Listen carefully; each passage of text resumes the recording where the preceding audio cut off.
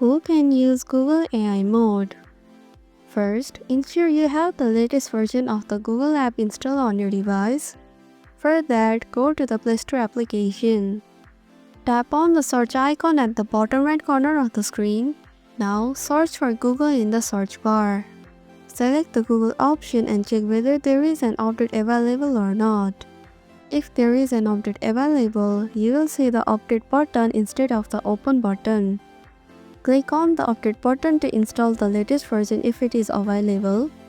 Next, Google AI mode is currently available only in selected regions such as the United States and may not be accessible in all countries yet. So, if you want to use the Google AI mode, you can also use a trusted VPN and locate it to the USA.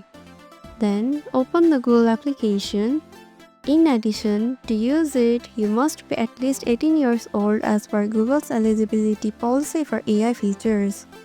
You need to be signed in with a personal Google account since work or school accounts are not supported by Google AI mode. Tap on the lab icon at the top left corner.